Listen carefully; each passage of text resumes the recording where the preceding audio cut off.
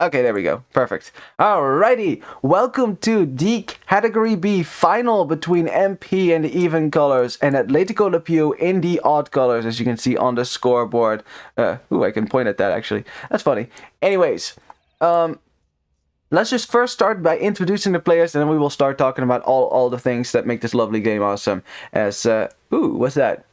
Oh right, okay. Because I did the achievement, so the challenge that you get, so you get all the mods from earlier this year. So this is the Spring Town Center thing. Okay, that makes sense. Anyways, in the blue we have Krue playing as the Ethiopians. All right. In the green we have Raita playing as the Burgundians. I like that. In the teal we have Gas playing as the Saracens. Ooh, interesting pick. Interesting pick. In the gray, difficult to see on the minimap there, we have FS playing as the Britons, a very dangerous civ. Surprised that it made it through. In the orange, we have Matasiete playing as the Ethiopians. I like that as well. In the purple, we have Leikoni playing as the Huns. And also, thank you, Leikoni, for providing me with the game files. Really appreciate that. In the yellow, we have Kaleke van Buedo playing as the Magyars. And then, last but not least, we have Oveja playing as the Vietnamese in the red. Alrighty. Looks really good to me. I mean, there's not really... Again, after so many times that we've seen Patagonia in Virgo Cup, we have figured out by now, what civilization combinations work best. You see the same type of civilizations resurface every time, because for a very good reason. Because they are the best civilizations to be used on this map. Now, we do have some comments, right? Like, for one, I'm surprised to see Britons here, and not because Britons aren't good. It's precisely the opposite. It's because they're so good that usually Britons get banned in the map draft, in the Civ draft. I mean, you have 5 bans per team that you get to ban, and in what usually happens is that both teams ban Britons, and then Britons is globally banned. Neither side gets to use it. But in this case, either no one banned it, or MP didn't ban Britons, and then Atletico Le Pew got to keep it. So that's lucky for them. Let's see if they can make good use of it. Now, if we compare the pocket civs from both teams here, like I like Magyars and Huns. Like, I mean, the only note I would have is that you can't make camels with either of this civ, which means if you're up against a camel civ, that might be problematic. And well, one of your opponents, it does have a good camel civ, so that is definitely something to keep in mind. Now, Huns do get that 20% faster working stables as a team bonus, so that applies to everyone in the team, so that's pretty nice after all. Now, on the other side though, some comments here and there, right? Like, Saracens are not the best pocket civ. I don't think that's a controversial statement. They have really good camels though. They have extra HP on the camels as a normal bonus, and they get zealotry as a unique technology, which gives your camels even more HP. So you can get very tanky camels with Saracens. So it's not like they don't have good heavy camel cavalry near the end of the game, but definitely not heavy cavalry as in knights, because you literally don't get the cavalier upgrade. So yeah. Actually, Saracen one of the few civs that don't get Cavalier, at least. So there's definitely that to think about. Now, for Burgundians, I really like Burgundians as an early mid-game aggression civ. Getting Cavalier and Castle Age is really sick, but combined with your faster economy, so you can get up faster than everyone else. It's definitely... I think Burgundians really have a role to play in a map like this. But, there is a big but here. Burgundians can keep up, but at some point they will fall behind other heavy cavalry civs. Like, Magyars in Imp are way better than Burgundians in Imp, simply because Burgundians lack bloodlines. Their paladins just aren't really the strongest as... Wait, what? Wait a minute, is that an Age of Empires 2 scout cavalry? What? What's going on? I've forgotten. I thought an update turns off all your mods. What is this? Okay, well, don't get confused. This is a scout cavalry, but this is what a scout looks like in Age of Empires 1.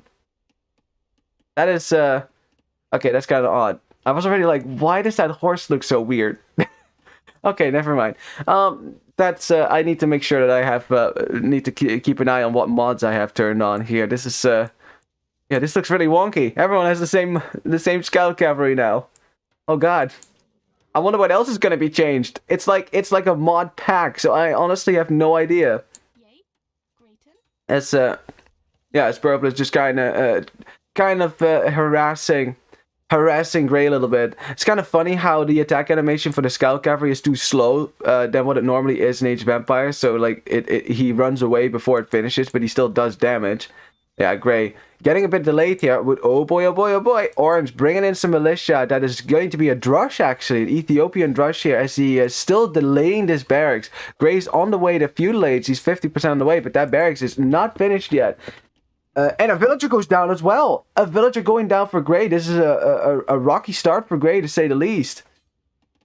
And on the other side, what's going on? I think Red is also going to bring forward some men-at-arms. So yeah, a lot of aggression here from MP at the start. We didn't really talk about resources just yet, but as Gray is now fighting the Scout Cavalry, still can't finish his barracks, so he's going to rush it. Well, he's going to rush the militia now with his villagers. One of those villagers is quite weak, so if Orange just turns around and attacks that villager could be a goner, and the villager does go down. Another villager. 3 villagers going down to a drush. Really good start here for Orange. That is a fantastic start, and definitely not a start that the Britain player was expecting and hoping for. Oh boy, archer range will go up, but I mean, Orange is almost up to feudal age as well. He is 3 villagers ahead now. I think Orange is in a great position vis-a-vis Gray. On the other side, oh, the soon-to-be men-at-arms, because, or not, if he's not going to get the upgrade. I'm not sure, actually. I'm not seeing him get the upgrade, so maybe Oveka is just going to go for a feudal age drush, as you would say that. Looks like he did. Is that a dead villager? That might be a dead villager. Man, Atletico Le Pew under pressure from every side right now. This is a great start for MP. Really good start for MP, actually. As Blue now has to quick wall in his wood lines to make sure that these militia can't delay villagers even further, which is the purpose of a drush, by the way. We can actually check whether Blue has lost 2 things, and I'm going to assume that's a villager and a scout that he lost. Hard for me to tell here, of course, but... yeah, archers will be coming out. At that point, this drush shouldn't really work anymore. But as far as I'm concerned, it has already done the job. Man, these things look so wonky. Look at it. That's hilarious. Yeah, well, Yellow should probably pay attention here as well to these archers. Now, these palisade walls are more expensive, by the way. They're 3 wood instead of 2 wood now after the update. We will, of course, talk all about that update on Monday when I have some more time for it, because I won't have time this weekend either. It's tournament after all. But lots has changed, so, you know, we have some... I'll make comments if I see something that I know has changed, of course. Now, no, they did not change the Scout Cavalries into AoE 1 Scout Cavalries. That's just my wonky mod set. Well, it's Gray and Teal now trying to go for the offensive here. Orange has used all that time of his drush to wall the front of his base and wall nicely around this gold. So his gold is very safe, actually. For now, of course. Has to still bring out his archers. Is a bit behind with that because he was up later. You know, that's definitely a thing. As Red, losing an archer here. Oh, actually, no. The archer yet lives and can go forward. Where Red is still trying to get into Blue's wood line over there. And Yellow is hanging around here as well. Blue with his archers around, but that's a lot of scouts. Blue should definitely be careful here. There's not a lot of scout cavalry for Green yet here. So it's definitely tricky. I wonder what Red's going to do. If he's going to stay forward with his archers, which he is doing right now. That weak archer is even there. No fletching on these archers yet, though. So they can't really kill villagers quite easily. Orange still defending for now, but has archers behind the wall. There's purple as well with a lot of scout cavalry. So I think Orange will be fine here. Especially considering he should be ahead of his opponent now. Yeah, as Red is going to pull back his forces because he knows he can't really do that much damage. He needs to defend his own base because a villager going down at Red's base, forced to drop a tower on his gold because the wall is not up yet. And Blue and Green are making their way through, you know, the front here as Yellow is trying to push these archers away. Red saving that one weak villager. The tower does go up, so at least Blue cannot be anywhere around this gold without taking humongous losses here. And Red... still deciding to keep his archers around, was maybe trying to sit behind the wood line, be annoying. But yeah, at some point we'll probably have to team up here with Yellow to maybe take a fight against this force. On the other side, Gray and Teal still besieging Orange's base, as Orange now running out of berries. He's gonna have to do something else with these villagers. There we go, perfect. Let's see what Blue and Green are going to do. Green, Blue kind of splitting up. Nope, bit of miscommunication. Blue wants to go to the left. Green now following suit. Looking for a way into Red's base because Red though fully walled on the top, not so much on the bottom. So, I mean, I guess they could walk all the way over here, try to get in here. I don't know what the plan was there. But yeah, they're just looking for a way to do some damage because, of course, red did some damage earlier. Ethiopians, of course, are very scary in this regard because Ethiopians have faster attacking archers, so definitely something to keep in mind. As we have a fight on the other side, actually, scouts engaging against one another, but I see more purple in the mix right here. More purple, as purple is also killing archers for grey, and this is a good fight for MP, waiting for a nice mass of archers here, and grey is about to lose whatever archers he has left, which is a problem with Britons because you want to mass those archers. Excuse me. There we go. Let me take a sip of water here. I had some... There we go. That's better. Now I can continue to cast here. As Grey, yeah, losing most of his archers, even going to lose this one for free. So that's not ideal. As, ooh, Red though, getting pushed off the wood line, losing a significant amount of villagers as well as this is going on. So this is looking better and better for Blue and Green. Blue did not take that much damage on his side. And could be considered to be ahead of Red right now. If you compare the villagers, well, okay, maybe not vill count-wise. It's 28 villagers to 31. So Red's still a bit ahead in that regard. But position-wise, I mean, it's Blue and Green who are dominating, you know, keeping Red off his wood lines for now. So Red probably not enjoying his life as much right now. But neither is Grey, as there's a hole. There's a hole. Oh, and Grey just quick walling that in. There's a scout on the other side, so he can't really finish this wall. Grey desperately trying to finish, to stop this hole from being opened here between this house and the archer range. I mean, who would have thought that there was a hole between these two? I certainly did. And Grey, he just has to watch as Orange takes down the palisade wall, and Orange is gonna run right in. And oh boy, Grey trying to block the way a little bit with some houses or some buildings to force all this aggression into his DC, but unfortunately cannot do so on the left side, and these archers are just gonna rampage right in Grey's base, denying a wood line already. And oh man.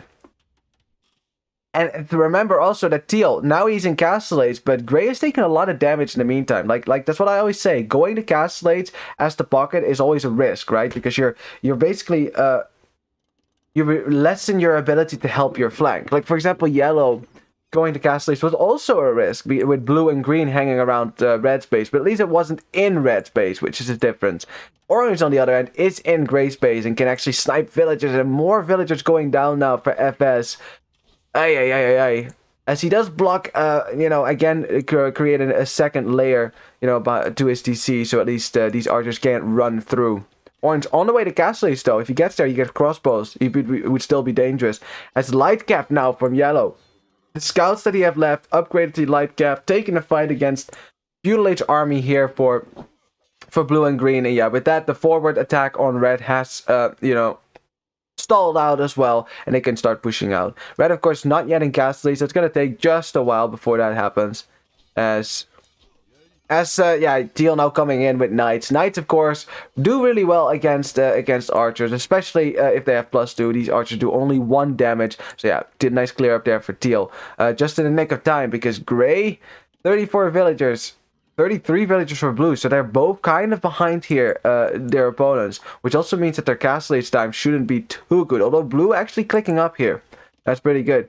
Clicking up, but, still under pressure. Quick walling out these light cap, but it's really difficult to wall behind here because of the archers as well, and its palisade wall about to go down. A house from behind, but this house has negative melee armor right now. This is what the new reality is with the update. Houses have way less melee armor, so melee units can break through these houses much easier than they could before.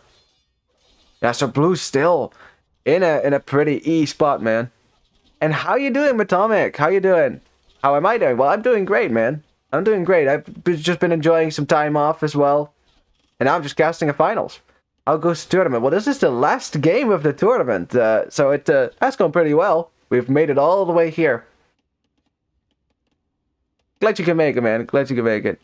They nerfed the house wall. No. Yeah, I'm sorry, man. They definitely did. As you can see, that's in Feudal Age. It's even worse in Dark Age. It's even less melee armor. You know, negative melee armor. So that makes sure your knights do... Say a light cap does 9 attack, just 10 damage versus this house. Well, not anymore now. Now he's in Castellage. Now it has 1 melee armor. In Imperial Age, it's exactly the same as it used to be. It just nerfs house walling in the early game now. And Steel, no surprises here, brings out some camels. He is up against Hunt, who are likely to spam a lot of knights out as well, so that makes sense. Both Yellow and Green start slowly building their cavalry armies as well. Blue, already in the feudal age, has crossbows, so Red, who hasn't clicked up yet. He was also adding his economy. I think Blue kind of bought himself up, or had farms earlier, I'm not sure what it was. Either macro or market abuse. It was a good decision to nerf, in my opinion, but I don't have to like it. Hey, you know, at least that's a balanced view of it. You know, like recognizing that personal preference does not always make for good game balancing, right? You know, I mean, I want Lithuanian paladins to have 50 attack, but I also recognize that would kind of ruin the game if there was a paladin with 50 attack. How awesome would that be, though? That's like a paladin with the attack power of a bombard cannon. That's fantastic. Anyways, nice position here for Green and Blue now. Despite the damage that Blue and Green that Blue has taken, he's still having a nice forward here, especially since Red also took some damage. Is on the way to Castellage now, but if he can hold on for the next minute and a half, he should be fine. As Orange, who has his army split up, and Bratil finding this army, you know, kind of catching it off guard. Very good, actually, if he can clear this up, because that will definitely stall out the reinforcements here for Orange. As he brings back his other crossbows, wants to group up with them. Not a lot of crossbows have died, so I think Orange is okay with this. Purple, of course, shielding Orange from taking more damage. Yeah, the Saracen player now taking a fight actually downhill, and Orange not reacting to this. They weren't expecting Teal to turn around. They thought they were just going to chase Teal. So Teal getting a good number of hits here before Purple and Orange start to fight. But now that Orange and Purple are both fighting together, I think in the end the Hunt player and the Orange player should clear up this Night Mass. And there you go. On the other side, though, Green and Blue pushing into Red space. Red is not yet in Castellage. He is almost there, 80%. Needs to get his upgrades. He does not want to lose too many knights, too many archers to this, because that is valuable crossbows that he will need in the next stage. As Yellow is trying to spam in as many knights as he can, trying to keep Red alive, you know, who has been pushed off his gold. The tower has gone down as well. You know, it's taking some losses here for sure, but I think Red will make it to Castellage. There you go, he goes, and oh yeah, I forgot the New Year's thing. That's true. Okay, no worries. I will turn off the mods next time around. Lol. Yeah, it should be crossbows now. As you can see, Blue and Green, they really want to fight this now. They really want to fight. There's lots of villagers on the move for Red right now. Green trying to get surrounded, but look how many knights Yellow is able to get out right now. Hunt Team Bone is really coming in clutch, as Blue is trying to take the fight here, but he's going to lose as many archers as Red in the process, and Red still has about 16 archers here, so it's fine. It's fine. We're okay here. On the other side, though, not so much for Teal. Got his base broken into by Purple and Orange, especially since Gray wasn't really able to come to his aid. Still stuck in feudal age for a while there. Well, you know, Lithuanian paladins with 50 attack would probably ruin the game, but again, it would be sick. I agree. You know, that's what the scenario editor is for. You know what? After this game is over, I'm gonna go into the scenario editor and make myself Lithuanian paladins with 50 attack. As Purple and Teal both fighting the crossbows of the other side, and Orange is about to lose most of these crossbows as well, being surrounded on a hill, but so is Gray. Gray losing most of his British crossbows. A ball of archers you definitely want to have right now, and in the end, Orange still has crossbows. Gray does not. So it's just... Yeah, and Teal can't even clear up the knights from Purple as well. Purple just simply has more military on the field, and it's just not looking too hot for Gray and Teal on this side. It really doesn't. On the other side, though, Red was under a lot of pressure here, so Green and Blue's position is pretty good. You know, Green, it's adding some villagers as well, only on 2 town centers, I think. Blue, of course, is going to the 2nd town center now that they have gotten a nice position on the hill. As long as they control this position, they control this gold, they control the main gold, or at least threaten it. And all of that is really good.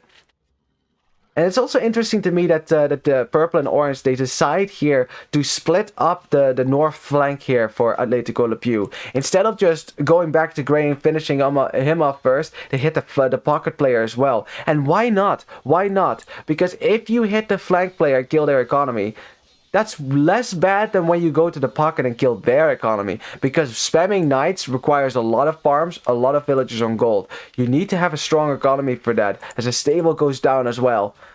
Like, you can't afford to make knights if you lose this many villagers to Teal. So Teal's ability to make knights here, despite being Saracens, right, despite having the market abuse, it's gonna be compromised here for a little bit, as he now desperately tries to take a fight. But Gray, of course, is not here. Gray's dealing with stuff at his own base. Teal's trying to take the fight, but good micro dev from Orange. Yeah, Purple has more, if not a similar amount of knights to the Teal. And yeah, Teal is in a bad position now. Bad position, has to leave his gold, and it's a disaster for Teal. Disaster. Many villagers will die here, and oh boy, Gray can't come to his aid because he's held back into his own base. It all comes down to blue and green now, and I'm not sure what green is thinking about. Like, he was thinking, maybe, what if I sent my knights back to save Teal? But if he does that, then blue is alone at the front, and if that happens, then yellow and red could take a fight. And oh boy, green actually sending his knights back. Yep.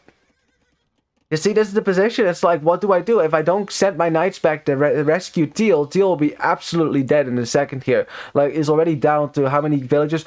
34 villagers. Ay. But if green sends his knights back, and purple and orange see those knights at the front here, then red and yellow will know, okay, we can move out and take a fight here. And that is the risk. That is the big risk. Like, they will not see those cavalier anymore as soon as they make it to Teal's base. Just watch what happens as soon as MP sees these knights. Red and yellow are gonna move out immediately. Oh, but we're not actually gonna see it. We're not actually gonna see it. The GG is called already. Teal taps out, realizing that the damage that he has received has been beyond relief. And yeah, Atletico Le Pew tapping out, realizing that MP has bested them in this first game on Patagonia. Good game, GG. And I agree, because this was just waiting to happen, right? This fight right here, which would have been a disaster for blue, obviously, this was going to happen as soon as green tries to attack here at Teal. Purple and orange will tell their teammates, yo, green's knights are here, which means they're not at the front. That means blue's archers are exposed, take the fight, and then, blue has lost his army once again. It's, yeah, just really well played by MP, and also recognizing that after they neutralized Gray's archer mass, that suddenly Gray wasn't really a threat anymore, and attacking Teal was more important because that puts more pressure on the south flank as well. GG. Oh, you would have kept on fighting a little bit, Matomic. Like, I mean, I definitely would say in Age of Empires, as long as you have one villager, you're technically not dead, right? Technically not dead, but I think at the level that we're at right now, I would have no doubt in my mind that MP was going to be able to close out this game as well. So, GG. Let's have a look at the statistics while I update the scoreboard. Let's see, which score is that? That's the second score. Perfect. Boom. There we go. Now it's all accurate. Let's have a look at this. So, shall we? Wow, great KD there for orange. Yeah, the fights on the side of orange and purple were fantastic. Fantastic for them. Getting that early damage in with the drush was fantastic. That set back Gray big time. You're going to be behind the Britain's player anyways, because they produce archers faster. They have a pretty good early economy, so it's tough to catch up with that if you're Ethiopians. But getting that drush in, and after that, doing so much damage, then making sure you didn't take a lot of damage, like orange and purple held out at orange's base and then waited for the right moment, struck back, and boom. There you go. Gray and Teal's army laying in the dust. You wouldn't have been able to do anything really, but I'd go on as long as I possibly could. You're one of those, huh? Well, I mean, as long as you're not one of those people that hides villagers in corners and writes mean messages on the map with palisade walls, we're all good, man. Like you definitely, I definitely agree that the trying is a virtue, and I noticed that the higher the level, the less likely players are to continue. Like, they can recognize, okay, this is not worth my time, let's just GG. Whereas, like, for example, a true low elo legend, they never know when to quit. And it's brilliant. It's awesome. And hey, stranger things have happened. I mean, if you keep playing, you do, allow yourself the possibility that your opponent makes a huge mistake and you come back. But the chances of that are so slim. Now I'd hide at the corner trying to rebuild.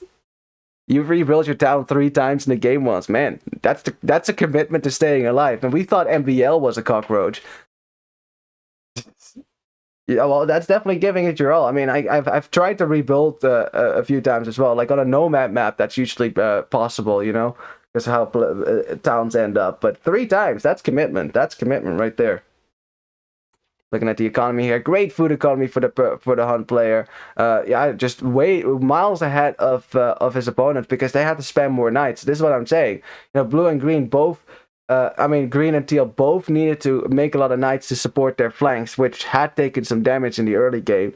And, you know, it's a critical moment, right, when you hit castle age, because you really don't have the economy to make 3 stable knights and 3 town center ville production, let alone 2 stable knights. It's super expensive. You kind of need to get over that hump by either making a lot of knights, and that will hurt your economy in the long run, or you make a lot of economy, but then you don't have a lot of military on the field as a result, right? And once you get past that critical moment where you have at least 18 farms working, so you can keep all your town centers working, and then at least like 20 farms to produce knights or something like that. I don't know what the exact number is. Then you can just keep spamming without it hurting your economy. But in the early game, the more knights you make, the more it hurts your food economy in the long run. So, and it's a trade-off. But yeah, if your flanks need help, you kind of don't have a choice. You have to make knights. As you can see, like the ville count for teal especially just very low compared to that of purple. Purple almost had double the ville count, and that's why, because gray needed the help. So you needed definitely needed some knights there. So you couldn't get away with booming there. But yeah, looking at the timeline, yeah, that was a clear trend line, clear trend line here. Awesome stuff. It's a good game to start off the series. Good game. Now, let's go to the first home map here from Atletico Le Pew. They have 2, so they have some options here to pick from. Of course, I don't know which of the 2, which maps these teams have chosen, so we'll see. Yeah, I always end up going too heavy on the economy. I'm pretty much vulnerable for a good chunk of the game. I need to work on that. Yeah, I mean that's definitely something that I recognize as well. You know, like I've seen that a lot. I actually played a game the other day where it was a flank in my pocket. He just boomed and didn't make a single knight in Castle Age, and I was kind of like, I have a giant ball of crossbows. Make some knights. We can push into this guy's base. You know, like but yeah, hey, that's always a thing as well. You got to balance economy and knight production. Although, you know, it's definitely good to make a lot of knights here. I think, especially in a 4v4 here, when there's going to be lots of military on the field, it's too risky to just go for a greedy boom. Unless, of course, it's on a map like Iceburn, where you can actually get away with that. I don't know if we're going to see Iceburn today. I maybe we'll see. But the next map will be Uyuni. Ooh, interesting. A Gold Rush type map. So let's get into that one. First home map for Atletico Le Pew. Let's go. And boom. And let me get to Gaia's point of view. There we go. Perfect stuff. Alrighty, welcome to the second game here between Atletico Le Pew in the odd colors and MP in the even colors. Let's introduce the team whose home map this is first. In the blue, we have Crue playing as the Mayans. I like that. In the green, we have Rayita playing as the Cumans. I like that as well. In the teal, we have Sicilians for gas. And in the gray, we have FS playing as the Koreans. Good one as well. On the other side, we have Mata Siete going for Italians. Interesting. Then in the purple, we have Lekoni going as the Poles. Ooh. Oh, kind of interesting. We shall talk about that one. In the yellow, we have Kaleke from Buedo playing as the Cumans as well. Very good. And then on this side here for Juanete playing as the Byzantines in the red. Alrighty. Now, let's first talk about the map, and then we can talk about what civilizations work on a map like this. So, as you probably noticed already, you know, players start with standard-ish resources, minus stone. No stone for you at your home base, and only a limited amount of gold, because this is a gold rush map. All the precious resources are in the middle. As you can see, the stone will be on the outer ring that surrounds the desert of Uyuni. Correct desert terrain as well. Where all your gold is. Now, I say correct desert terrain. There's a good reason for that, because if you build a building on this terrain, it becomes more vulnerable to opponents' attacks. So say a castle dies faster, a town center dies faster. Like, archers can kill town centers when it's built on cracked terrain. Like, you don't have to be Saracens even. So it is a risk to build buildings on that terrain. You know, you definitely have to control it with military as well as fortifications. Now, it is a bit easier to get stone than it is on a map like Kanagawa, where all the stone is centered in the middle. Here it's more spread out. But there's still a very important ring, a hill ring around the desert to control and deny gold from your opponent if you can take a nice position on the hill in front of their base. And I know this is rock terrain, but you can actually build on this one. I don't know if it's just different than that rock terrain in, say, Crater, right? The map in the map pool that has a ring of rock terrain around it, but you can't build on it. Which is pretty sweet, actually. It's pretty sweet. It makes walling a lot more difficult. Not so much a problem on this map. Alrighty, well, that's Uyuni for you. Got some cactuses in the middle, or cacti, as some people would say, which is...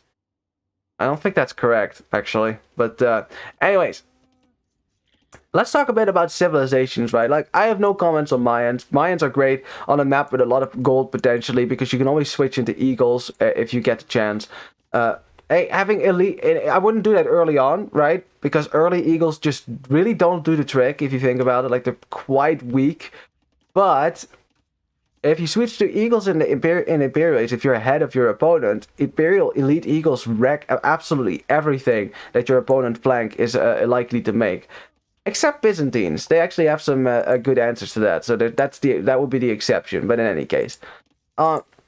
Here for the green, right? We have Cumans for green and yellow. Like, I like Cumans' military potential nowadays, with their stables and archer ranges being 75 wood cheaper nowadays. It's a little bit less than it used to be, but it's still, it only costs 100 wood. That's not too bad, right? That's still very doable. And you can even add a second town center, either to go for a feudal age boom or even just to protect your economy. Really, I mean, like, I think that's definitely worth it to just build one if you have the resources for it. Like, say, throw it on your golden wood. You don't even have to make villagers out of it. Just have it as protection. I wouldn't build that second TC on the gold in the middle, though, because it's, again, it takes such a long time to build, so your villagers are very vulnerable out here. And then, of course, the town center is likely to die anyway, so I don't think that would be a smart idea.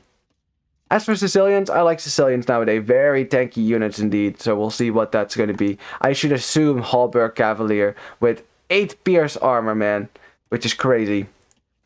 And Koreans are Koreans. Italians are Italians. What do we like better, Italians or Koreans? Because Koreans have...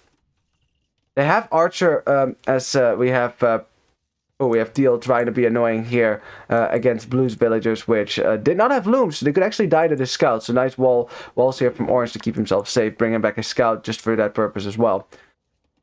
But yeah, Orange, Koreans have better archers, at the start because they get the armor upgrade for free at each age, so that's pretty sweet. But Italians have potentially faster uptimes because they're, upgrade like their what do you actually call that? Their age upgrades? That doesn't sound right. Aging up technologies are cheaper. Still doesn't sound right, does it? Huh. Oh well. As for purple, though, I said that I was going to talk about that. Now, but the thing with Poles is that it's kind of ironic that you pick Poles on a map where there is a lot of gold, because what Poles have going for them is, for one, very cheap knights. Slagta privileges is the unique tag in question. The castle age tag, of course, that you need to get at the castle. It's quite expensive, 500 food, 300 gold. It's pretty pricey for early castle age. But if you get that tag, your knights become only 30 gold or so. That's insane. You can spam a lot of nights with that. So if you don't have a lot of gold access, Poles definitely help you here. But, since everyone has a lot of gold potentially, then suddenly cheaper nights doesn't sound that fantastic. But I can imagine in the late game that definitely, you can keep spamming knights longer than anyone else. But they will have less melee armor in Imperial Age. So there's definitely a trade-off there. As for Byzantines, I've seen people go for Byzantines on the flank. I like the possibility for going fast Imperial with Byzantines. Like, it's easy for them to go up to the next, to the Imperial Age. Specifically the Imperial Age, actually, yeah. And Poles, if they do lose gold in the middle, then indeed, like, having cheaper knights definitely means you can get more knights out for less gold. That is true. Definitely true. It's just they are also worse knights, so, you know. Imperial Age, by the way. But yeah, for Byzantines, like, I like that fast in potential. It's definitely there. The one thing, though, I don't think that that red here is going to fall into that trap. But the one thing that you shouldn't do with Byzantines here is think, oh, I have cheap trash. Let's make some trash here. Because it's a team game. Trash is trash for a reason. It doesn't really work because the counter is going to be there. If you go skirmishes with Byzantines here, there will be scout cavalry and knights on the field. You know, that's just not going to go well. If you make trash in a pinch, right? Like, say you don't have gold or something else, that's fine. As Gray could lose a villager here with some proper blocking from Purple. Yeah, Purple and Orange blocking together and again working together to snipe a villager for Gray. And again, Gray, it's a bit on the back foot. Now it's the wall and his villagers on the berries. With more scouts coming in, the wall is not going to be finished right now. And once again, Gray is going to be a bit on the back foot if he can't stop this pressure from well, making its way into his base. As Orange almost losing his scout cavalry there. Does save it, scouts around a little bit, that's good. On the other side, we have, I think, yellow and green are skirmishing a little bit for now. That military will come forward at some point. Purple, of course, streaming in some knights as well, because he wants to keep this open. He wants to keep this hole open so that archers and his scouts could get in, maybe hit the berry villagers. There's 3 of them locked into the palisade over there as well. So yeah, Gray's in a tricky spot. His gold luckily is behind his town center here, so it can't be hit easily from this side, but possibility is always there. As Teal also bring out some spearmen to push away these scout cavalry from Purple. You already think this game is tense? Trust me, in Virgo Cup there usually is this much action, man. Like, yeah, it's players have been super aggressive in most of these maps. I mean, there's a few maps that don't lend themselves well for early aggression. Like Glacier is not necessarily a very aggressive map, honestly. But a map like this, oh yeah. Yes, Purple already has a lot of scout cavalry on the field. He doesn't want to engage against these spearmen. He's kind of waiting for Orange to show up with his archers here, which do have fletching, so they should be able to kill these spearmen quite easily, since archers have do bonus damage to spearmen. As Red is being attacked by a jaguar. Okay, Purple and Orange now teaming up, and suddenly the spearmen don't do anything anymore. As you can see, counter is on the field, and there you go. That's exactly why spearmen don't really work in team games. As Yellow and Green kind of engaging here, around here, but yeah, neither side really wants to lose their force. It's gonna be awkward for Green, by the way. Has more scouts, but there's spearmen in here, and I know I just said that spearmen don't really do the trick anymore if archers are on the field. As Gray actually kind of finished the walls here, very nice. Yeah, Purple and Orange just assume that the walls are done, so they're just going to try to punch through. But still, I mean, if your scouts are engaging against one another, if there's a spearman in there, it's very difficult to run away from that. And it is up to your opponent's, flank to micro down your spearman. That's kind of their job. It's great for now trying to wall out this pressure, but the thing is, once archers come out, as you can see, the villager gets shot in the back and does go down. And now villagers can't really easily wall behind. Teal trying to get in from behind with some scout cavalry, but the numbers just aren't quite there for Teal. I'm not really sure what the plan is for him, if he wants to go up the castle age maybe a bit faster, but probably has to produce some scouts here to save Gray as well. I mean, Gray is fine for now, because he hasn't taken that much damage, but that can change in a heartbeat, of course. Well, Red is fully walled. He's fine, I think. Losing some reinforcements here, though, to Blue and Green. I'm not sure if Yellow and Red knew that he was there, that they were there. As Yellow and Red are actually trying to break into Blue's base for now. Purple kind of chasing around some scouts from Teal. And making their way to Teal's home base, actually. That's a hole. That's not walled. Teal. Uh-oh. I think Teal did not think that this pressure was going to come his way.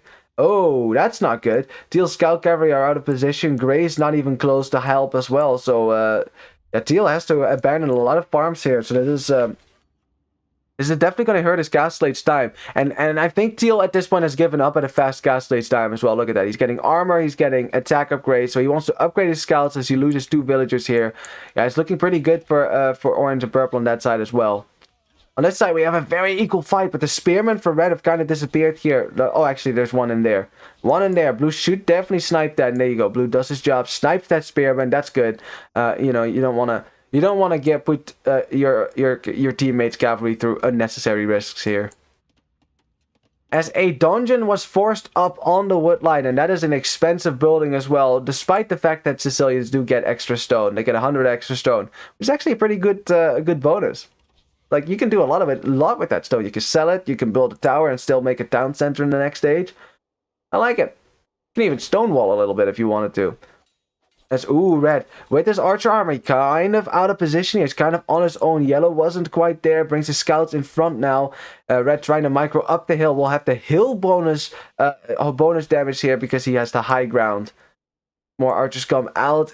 Difficult to reinforce. You know, blue and green are constantly trying to snipe those. Constantly trying to snipe the reinforcements. As Teal trying to bring in their stanky scouts here to kill the archers. Focus down the archers. Killed a bunch of them, but still gets killed by the scouts from the Polish player, who also has those upgrades as he went up the castle age. Something that Teal is not able to do because Teal spent so much time trying to get the scouts and now still hasn't gotten the clear up.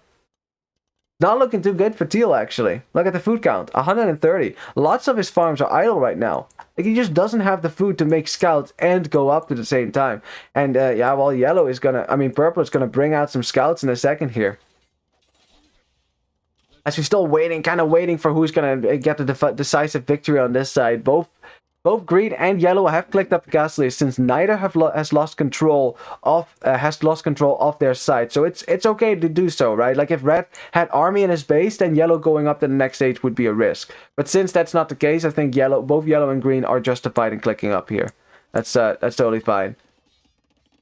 Teal, though, Teal is in a pickle, in a big pickle, a very big pickle. As he's still being raided by Lightcap right now. I love how players consistently get that upgrade as well. Once they have a lot of Scout Cavalry left from the last age, you know, like, why not? If you have Scout Cavalry left, why not upgrade into Lightcap? They're significantly stronger than Scout Cavalry, so that makes a lot of sense here.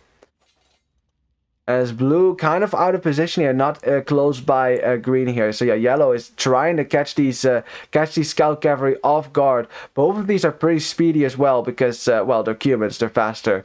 They have faster units. You know, that's a bonus for them. Faster cavalry, I mean, not units. Lightcap as well for yellow, so yeah, green doesn't want to fight that anymore. As Lightcap from purple also coming from the other side, trying to go in for a raid. As orange, I think, has brought his crossbows home, or whatever was left of it. He's now going to come forward again with a nice mass of army, as gray is still trying to get up to the castle age. Has some archers to defend himself, but teal is in a rough spot here. You know, he's idling his TC right now. He wants to go up the castle age as fast as he can, but it's going to take him a while. Oh god, this is... yeah, that is not looking too good. Like, that was, I know, Gray should definitely send his archers over to help Teal there. I don't understand why Gray didn't send his archers over. Like, when your opponent sends their army to your teammate, you kind of need to reinforce, just like the pocket would reinforce the flank. I mean, that makes sense to me. Because now, you know, yeah, you preserved your archer numbers as yellow and green kind of taking a fight there. Not a fight that green wants to take with our crossbows being nearby. It's blue and red. I mean, as red now trying to push up the hill. Blue trying to get in front of them as well. Has the hill now, so this is very dangerous for red and yellow. Not sure if they want to push up. They were thinking about it, but I think they're going to back off here. On the other side, we have a tower going up for gray, and again, gray and teal, you know, getting destroyed a little bit on their side by orange and purple. I don't know what else to say. And the thing is, yeah, gray got the castle age. Yes, he has a crossbow mass, but the thing is, now teal can't come and help him. It's the same either way around. Like, if it's a team game, you kind of have to help each other, because if you don't, you just try to get up to the next stage. If your teammate takes too much damage, like Teal did, there's not going to be anything to help you. There's not going to be anyone to help you push. And knights and archers, they need each other. They need each other to push here. Knights to push buildings and archers to kill units primarily. You know, that's kind of their respective roles. Really difficult for either side to push a base by themselves, although admittedly easier for a pocket player than it is for a flank player, unless you are Saracens, in which case you can push whatever. Also good to know that the teal is at 43 villages. You know, he's trying to catch up, but of course is only on one town center because he doesn't have to. He can't add multiple town centers here. It's all going to come down on the top here. It's going to come down on the top, because whoever wins this engagement between blue, green, red, and yellow probably is the team that wins this game. Because the bottom side already looks far in the favor here for MP, who have done so much damage to gray and teal. Like, both of them are in tough spots. To the point where, yeah, why not? Send some villagers out and get yourself a nice position on the gold. This is good. Well, right now, forced to defend himself, is dropping a siege workshop, trying to get that up, maybe to get some mangonels out and maybe get a shot in on blue's crossbows. That would be really good. I'm not sure where yellow... Oh, yellow and red now coming in from behind. The archer range does go down. Yellow engaging against the knights. Not a lot of knights here for green, actually. Green does not quite have a lot of cavalry here. And oh boy... Are these +2 knights? These are +2 knights, and they are going to surround... If they can get a surround the crossbows, that'd be a disaster for blue. Has to micro in here. Good micro for him. Keep moving. Fire. Move. Fire. Move. That's how you do it. That's how you kite knights. That's how you stay alive. But it's so difficult with crossbows from red following closely behind. Although green, though, sending in some reinforcements from the back, trying to get a good shot in. Oh, boy. Blue sitting in a choke point, but red bringing in a mangonels. The mangonel going to get a shot here. Oh, blue sees it, though. Blue sees it, splits away, and that is the end of the engagement. Lots of knights have gone down for both players, but in the end, the fight was better for MP on this side, and blue will have to, blue and green have to lick their wounds and run home here for now. That's looking really good for MP in this game again. It's just looking really good. Like, I like that blue is trying to expand on the ridge here, you know, get yourself some vision, some precision, you know, that's good. That's what buildings are for. But as for everyone else, just like no gold control whatsoever for Atletico Le Pew yet. Like green is going to attempt to do that right now. It's going to drop a town center, and that's only going to go up if purple doesn't... I said drop a town center. Okay, it's going to be a mining camp. Never mind. That, of course, is really dangerous, because as soon as purple finds that with his knights, then it's just easy pickings here. That mangonel is still trying to get a shot in. Oh, blue, is he reacting to this? Trying to micro around the rock here. Oh, this is so dangerous. Green tries to take out the mangonel. Oh my god! Look at that giant shot! So many crossbows went down there. Oh my god. That was a fantastic shot. Green was not able to kill those the mangonel just in time here. Lots of yellow's knights have gone down here. But so many crossbows died for blue that suddenly blue and red have a similar number of crossbows here. Yellow is still streaming in the knights here, so that it ends up being very even. And now, if it's a 50-50 fight, that favors red, it favors yellow, because that means that neither side can push. And that's fine. That is fine. Because look who's being pushed on the other side as... Oh, orange narrowly dodging a shot there. That would have been pretty bad if he got hit by the crossbows. If he lost that many crossbows as blue just did. Gray has to microwave from this as well. It's intense on this side. Intense. Remember that purple is still raiding teal, and teal simply does not have any military on the field to deal with this. Look how many villagers go down. He's getting botkin air on his TC so he can shoot knights more easily, but... What does teal do here? What does he do? I just don't know. As, oh, orange. Oh, God. Oof. Narrowly misses that, narrowly dodges that shot as well. On the other side, we still have some fights here, man. This is a heated matchup. Neither team wants to budge, but, I mean, Atletico is working with borrowed time here. Gray and teal are not going to be able to hold this on forever, and especially teal is on the brink of dying here. I guess you could say he's running out of gas. Yeah, exactly. Oh my god. Wow, the timing on that. And I promise you, I do not know how long these games are. I have no idea. That was just a coincidence, actually. Oh my god. Well, it was GG anyways. I mean, we could see that. GG called an MP so far, seeming the more dominant team in the first two games here. Atletico. Oh, and we got a huge shot just as the GG is called, and Gray gets that shot in. Oh my god, Orange is probably be like, phew, I am glad that shot only happened now instead of 5 seconds ago. Oh my god. Got some juicy mangonel shots this time around. First for blue and then for Gray here. Nice. Well, against blue, not for blue. Blue didn't like that mangonel shot at all. Man.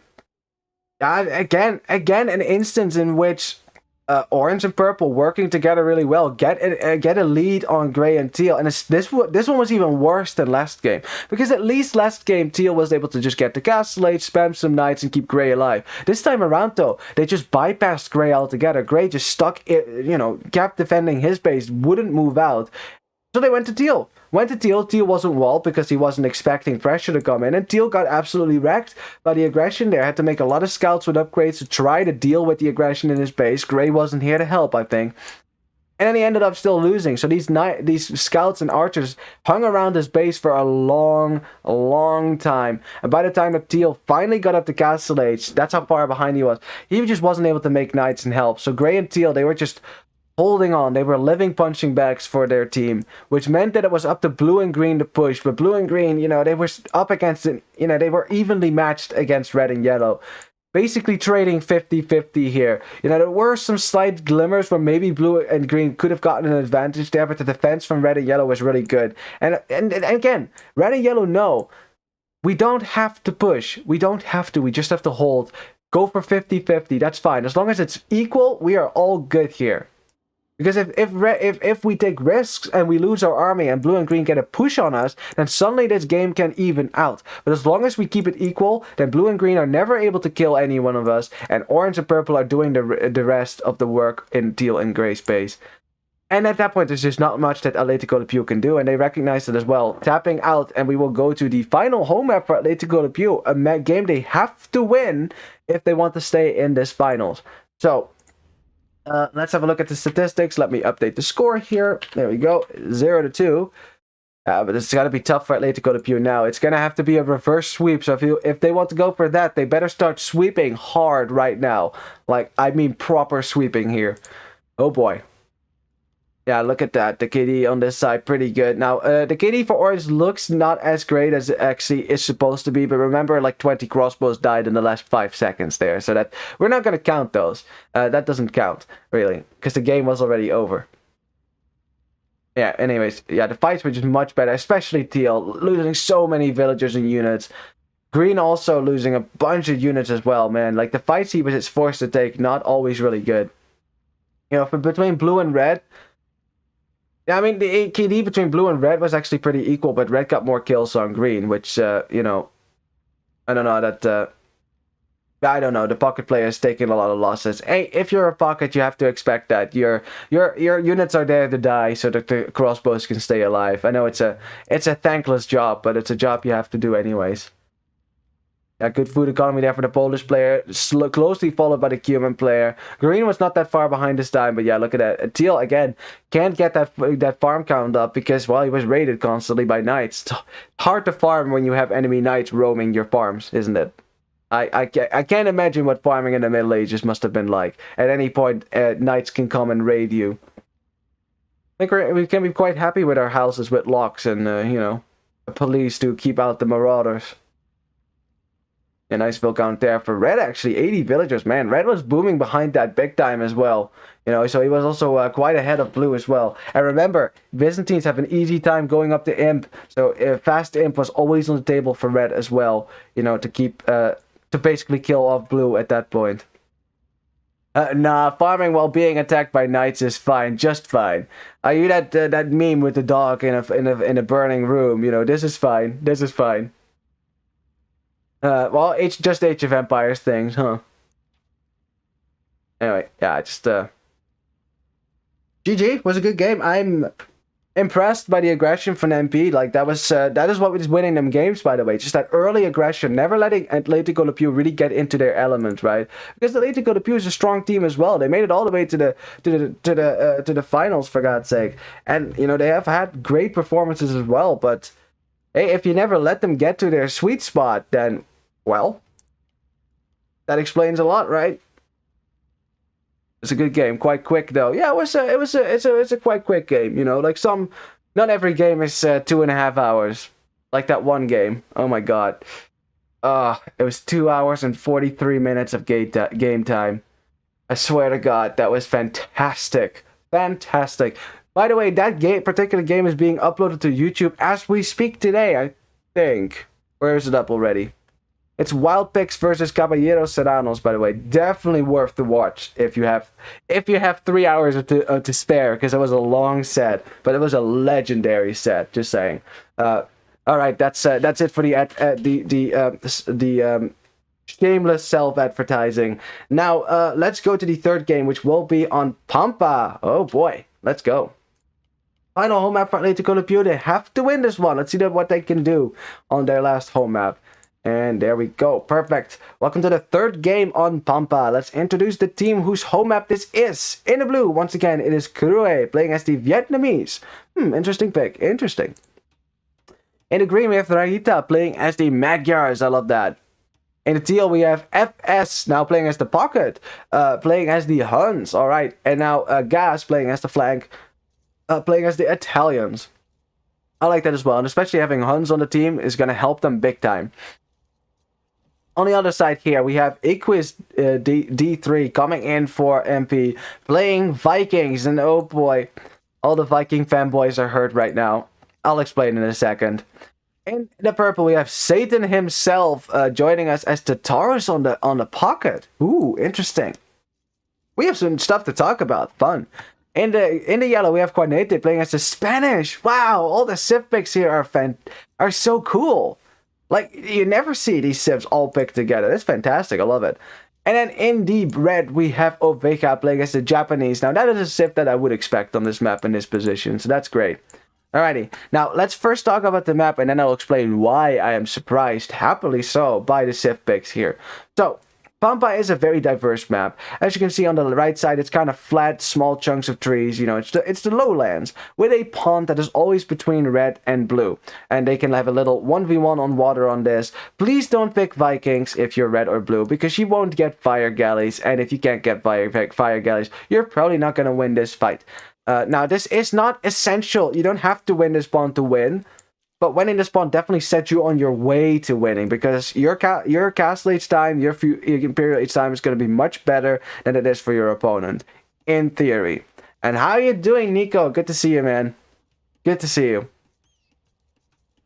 Now, of course, the next defining feature here for Pampa is this giant wood line, or this giant forest, I mean. In the middle of the map, you see lots of weird wood lines. I like to call them Atacama-like, because they're kind of long, usually thin in the middle, easily ranged by towers and archers. And it's quite a maze in the middle as well. It's a maze. No, I'm not going to make that joke. I'm not going to make the amazing joke. That's just too lame.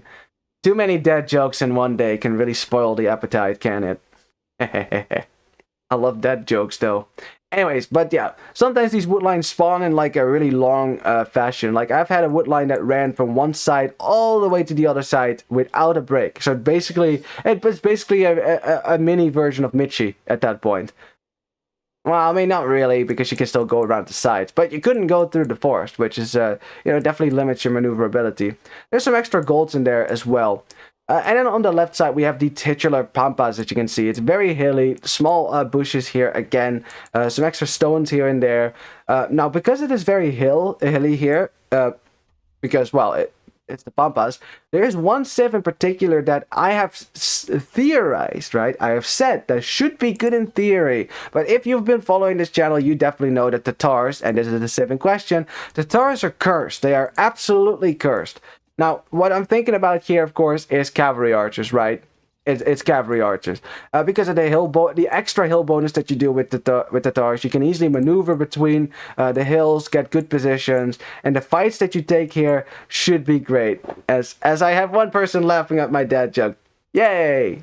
Validation. Perfect. You can stay, sir.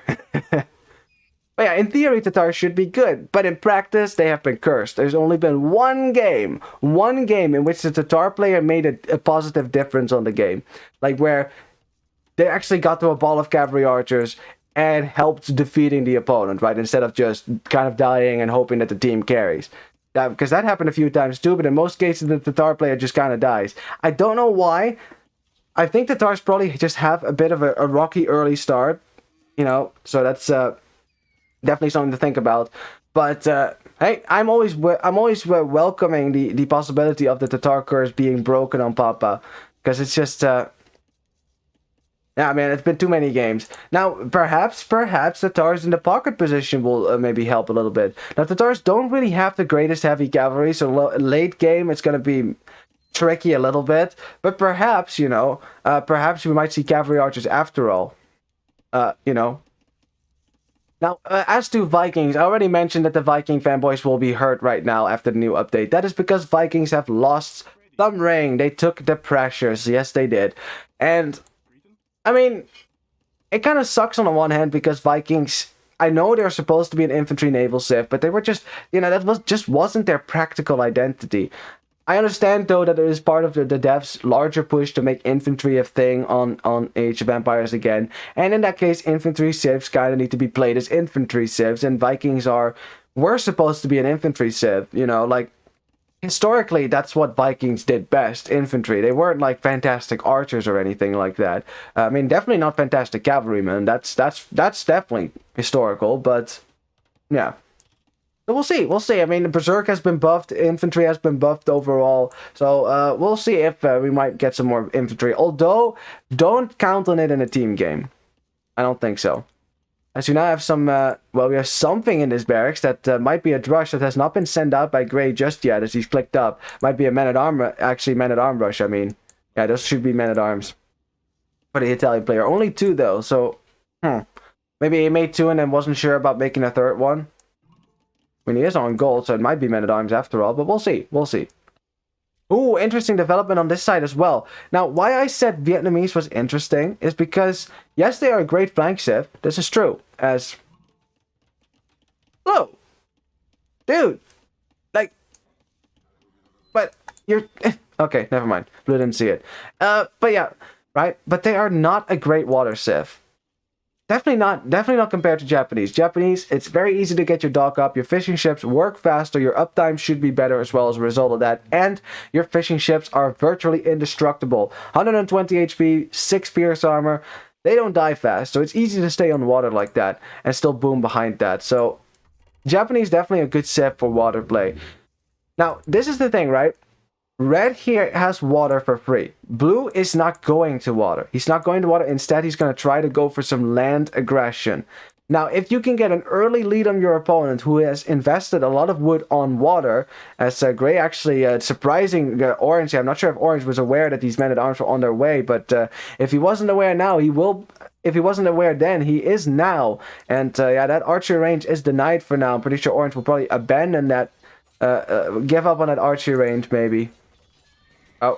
Oh, see what he was trying to do? I think he was trying to wall in the villager, right? So he could still build it here. Why does the scout look different? Well, good question. That is because after the new update, the devs decided to change all units to their Age of Empires 1 equivalent. And obviously, I'm joking. It's because I did the anniversary event. If you do the... Do you have a mod? Yes, it's a mod. So if you do the anniversary event right now that's going on, you complete the challenge, you get all the mods from the first 4 months of the year, right? Or the first 3 months. I'm not sure. In any case, one of that was this little flower bush, as you can see, and the lanterns. It's the fact that if you age up, you get all these age up signs, and yeah, these scout cavalry are part of that as well. As yeah, Purple kind of trying to engage these men-at-arms, but engaging men-at-arms is not really what you want to be doing with Scout Cavalry, because you will fall behind in the Scout Cavalry numbers, losing a lot of HP in the process as well. It's just tough, and for the first time in a while, I'd say that Purple and Orange, who are played by different players, by the way, are actually on the back foot here. Great early aggression here for Teal and Gray. This is definitely the kind of stuff that they need right now. On the other side, we have Scout Cavalry chasing other Scout Cavalry, even though they don't look like one. Yeah, that looks okay for Green there, pushing this aggression away for now. But all eyes should be on Orange base, because it is Orange who is trying to defend himself right now. Has gotten some archers out, so finally can push away these men-at-arms. But I think the delay caused by all of this has been sufficient. Oh, you're welcome, Nico. You're welcome. I mean, I didn't intend to have this mod on. I just didn't know it was on. I had no idea. It just, yeah, kind of happened automatically when I completed that achievement. As Teal and Purple are taking a fight there.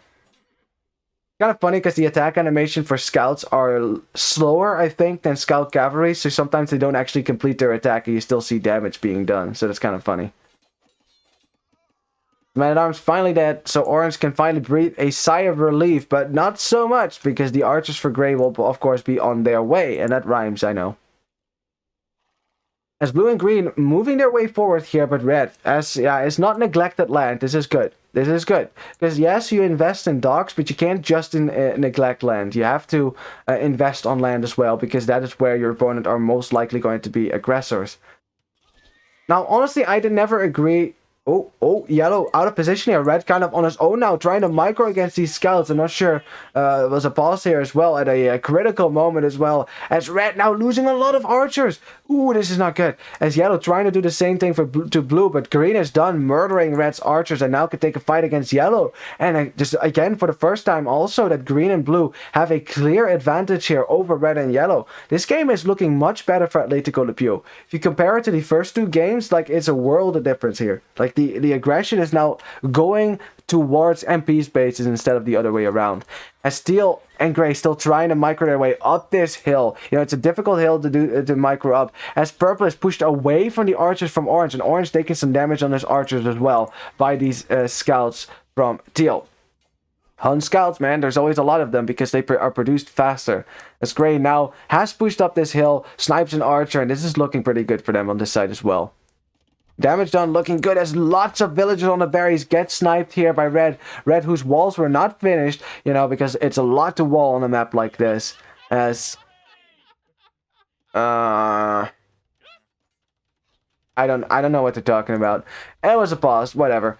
Yeah, but again, it's a lot to wall, but I don't know. Red still has an equal lead over blue, right? Because he has fetching ships, but he's off a gold, can't finish this tower right now, can't make archers as a result of that. He's kind of waiting for yellow to make enough scouts here to come save him, but yellow doesn't have enough scouts to push green away. And blue has so many archers, he can just run amok through red's base, and red is just kind of in a pickle right now. Kind of in a pickle. As we have a fight on the other side as well. Scouts trading evenly here. Purple with, has one scout left after that one, plus a reinforcement. Gray still with a lot of archers, still continuously reinforcing as well. I'm not sure if he's going to stick around here. He might decide to maybe go home, preserve his archer numbers, click up the castle age, or maybe they're going to hit purple. I'm not sure what the plan is here. Hey, hitting purple worked out well for MP last time, so hey, well, not hitting purple, but hitting the flank. As green runs right through red's base, red had to wall in his villagers on the gold. At least that tower will keep him safe from enemy archers, but still, lots of villagers on the move, lots of idle time. Yeah, this is looking really good for green and blue, and I'm actually, I'm happy about that. I am, because, hey, if Atletico Le Pew wins this game, we get to see more Age of Empires. I always try to be as neutral as I can when casting. I have no vested interest in either team necessarily, because I want to be neutral. But I have a vested interest in awesome games. And the more games I can cast, the better. So I will root a little bit for the underdog. A little bit. It's just a slight bias. Very innocuous. Very non-invasive. I think we as an audience can all agree on that one. As Orange is dropping a tower on his gold. Of course, wants to protect his position as Gray is moving his archers around. He wants to go and hit that gold. He is aware that it's there, but the tower will go up, so I don't think Gray will get that get a lot of damage on the gold here. No, tower is just in time. There we go, perfect. Oh no! I was gonna ask, red had a wood line over here. Is blue going to find it? And blue found it, killed a lot of villagers, and all the villagers on the wood line go down, and there goes the economy advantage for red. Yes, he has fishing ships working, but that's gonna be more inefficient as time goes on because they have to move faster, and now suddenly he's behind in vill count. 28 villagers to 40 for blue. Blue has a firm lead right now. This is looking really good now. Yeah, man, that was a big hit. That was very risky to have your villagers chop wood that close. I mean, at least maybe hide them in a little corner here, something. Red couldn't know that either. As more villagers continue to die, and red is in a bad spot. Red is in a bad spot. AoE too hard. Exactly. I think it really is my favorite game of all time. Like, I love strategy games, I like the Total War series a lot too. But Age of Empires, I just keep coming back to it after all these years. It's just because it's amazing. Yeah, look at these archer numbers here from blue. The fact he's been able to sit behind here. And a counterattack now from yellow. Counterattack from yellow. I will answer you in a second here, Nico. As blue has to run away some villages. And this is the first time that MP is able to do a significant counterattack here against Atletico Le Pew. Maybe a bit of, the fact they were microing at the front of their They were microing in all opponents' bases so much that they forgot to wall in their wood lines properly. You know, there were some overchops here and there. And Blue paying the price for that. That is a lot of dead villagers that are dead. And suddenly, Blue, 31 villagers, 230. It's even out again. Just as you thought, and it was gonna be a stomp for Blue on Red. Yellow comes right back with a nice scout attack, and it's suddenly quite equal. Oh man, I will answer that question about AoE 4 in the break between the next game and this one. Is that okay, Nico? Because this is a pretty hectic game, and I have I have some thoughts, but I need words, of course, and time to say those words, obviously. As well, I mean, it's a critical moment here as well, as Blue now getting his upgrades on his archers. At least he's going to get the crossbow upgrade, right? Right? Blue. Blue. Crossbows. Crossbows. Okay, there we go. There we go. Perfect. And now the reason why you definitely want to get the crossbow upgrade is also because crossbows produce faster than archers. I think Orange got kicked off this wood line as well at some point.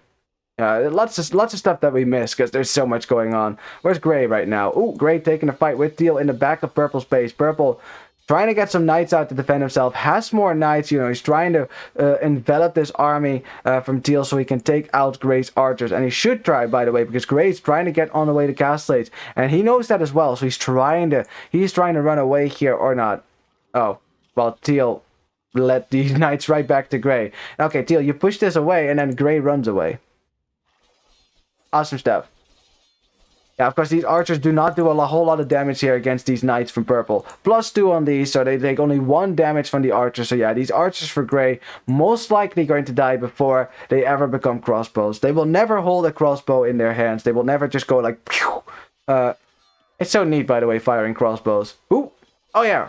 Whoops, sorry. Don't worry about that one.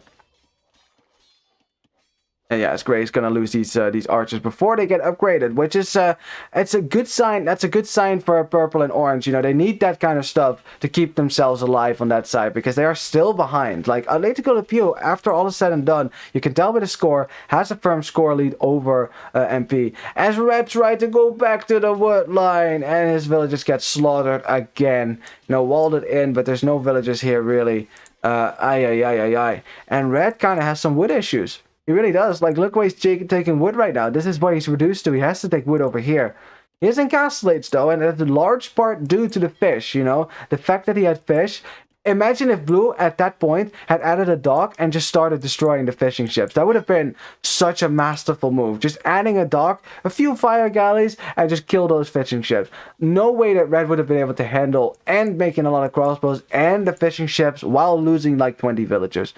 That would be a bit of an overkill here. So that's maybe something to think about next time for Blue and Green. Like, if you don't go to water, that's fine. But at some point, if you get a lead on your opponent, they're less likely to be able to defend themselves on water. Why not take away that little bit of advantage they have? Because that's the only reason, by the way, that Red was able to get a good uptime here. It's because he had fish. You know, like that was important. Because otherwise, like, look how many farms he has. Like, he had like 8 farms. You do not get a good uptime for Castles with 8 farms like that. As, oh, Red still losing villagers over here. Some villagers that are exposed. There's a hole between this wood line and the house as well. Ah, man, you gotta love it. You gotta love the Asian architecture, man. Green, you could just walk right by this. That's hilarious. Well, I mean, in the end, it doesn't really matter. This house goes down quite quickly. But yeah, and in Asian architecture, because of that bamboo right next to the house, sometimes it looks like a tree, and then it's hard to see that it's actually not closed. As at the same time, Orange is just losing ground here to Teal and to Gray. Yeah, Teal has a lot of knights in here. The Hunt player spamming knights right now. Not seeing a lot of knights from Purple. I'm not actually sure what he is making. Yeah, he's making knights as well. But not doesn't quite have the same number as Teal does have right now. As an archer range goes down, that should hurt the production from Orange. And man, this is looking really good. This is looking really good for Atletico Le Pew. Like, every game I felt like they were trying to get, you know, trying to catch up to MP, but this time around it's MP trying to play catch up with Atletico Le Pew. as red is in the back of blue's base, try to snipe some villagers. Blue is now going to drop a town center on his back gold as well. But green is on the hunt. He's on the hunt. He wants to kill this crossbow army. But honestly, 36 crossbows, that's going to be a tough army to kill, honestly. Very tough to kill. At the same time, teal and gray just destroying buildings, housing your opponent. Definitely an underrated strategy, as far as I'm concerned. And remember, houses also die faster in castle age. They only have 1 melee armor instead of 2. So definitely, you know, it definitely helps a little bit. As, ooh, I like this. Yellow bringing his knights forward as well. And now red and yellow are together. And now this is getting a little bit dangerous for blue. I think this is time where he needs to bring back some crossbows of his own. No, but they're actually going forward right now. Well, blue, you're going to have to defend yourself in a second here. Blue, that's a lot of exposed villagers. Okay. He's still sending his crossbows. Okay, now they're going back. I was about to say, man, this game is still so close. It's still so close. I mean, MP is far behind, but they're doing everything in their power to try to get back here. The aggression from red and yellow, the defense from orange and purple has been okay so far. Like, neither side has died yet, but orange is close. He is close. If he takes one bad fight here, it is absolutely over on that side. As blue is now bringing back his crossbows. Trying to get an encircle in on the armies here for red and yellow. Green coming in from behind, trying to get in on the crossbows. Gets a good number of hits here before yellow can get in front of the crossbows for red. As red and blue now microing against each other at the same time here. But green has more knights. Is about to clear red's archers as well. And this is a fantastic clear up for MP. Exactly what they needed. They waited to the right moment. And now you can say a firm lead for... Did I say it? A fantastic fight for MP? I meant Atletico. Firm lead for Atletico Le Pew here. Yeah, and orange losing village on the wood line once more. Purple now forced to defend himself by himself because orange doesn't quite have the numbers, and they're definitely not here yet. And this is starting to look really good. We're getting to a point where it's going to be difficult for MP to continue to fight here. As purple now is forced to take a fight, you know, has to protect his town center. But yeah, gray is here with a lot of crossbows. And orange isn't even close to this fight yet, bringing his crossbows right now. So yeah, purple has to run away. That DC will go down at some point if teal commits to it, which he will. And we're just waiting for someone to click up the imp here. Really, it looks like teal could be on his way soon. Gray could probably be on his way if they stop spending gold. Green has the food for it as well. Yeah, it's looking really good. There's so many villagers go down for purple. He's getting pushed off his wood line as well. You know, now teal and gray also see orange's army, and orange, yeah, just doesn't have the numbers to take fights here. It just doesn't. It's just not enough. Yeah, the aggression now is smothering. Losing 2 big fights on both sides at the same time. At this point, MP probably realizing that their position is just not going to improve here. It's not going to be good. You know, they're trying still because their opponents aren't in Imperial Age, because they know that if they can win this game, they will become Virgo Cup champions. But I don't think they're going to be able to do it in this game. The position for Atletico Le Pew is just too good. The score is too different. 2,000 score difference. A forward castle now for gray on orange's main gold, by the way. He has stonewalled this off, but I mean, that castle can easily shoot right through that stone gate. Teal at the same time is now having his revenge. On purple. Like, they are... I'm telling you, gray and teal are having big time revenge right now. Like, they are mad. They're like, you did this to us 2 games in a row. Now it's your turn. Now you know how it feels. And yeah, purple has resigned here. Didn't say GG yet, but yeah, GG is called. Well played indeed. Yeah, this was a very good game as well. And Atletico Le Pew taking their first win in the series, going to a 1-2. Awesome stuff. But there's still a long, rocky road ahead for them if they want to continue this finals, man. Definitely so. Awesome stuff. Yeah, it's I mean, well played by MP as well. Like, they were doing the things that they needed to do in order to come back into this game. But yeah, after this critical fight over here, and then orange being behind already, now having 2 castles on his face. I don't know what that means.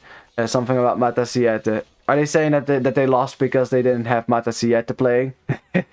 Oh, don't feel bad about that. Purple and orange, they played well too. GG. How you doing, Zergba? Good to see you, man. Good to see you. What's up? Well, we are casting the Category B finals here between Atletico Le Pew and MP, and it is 1-2 currently.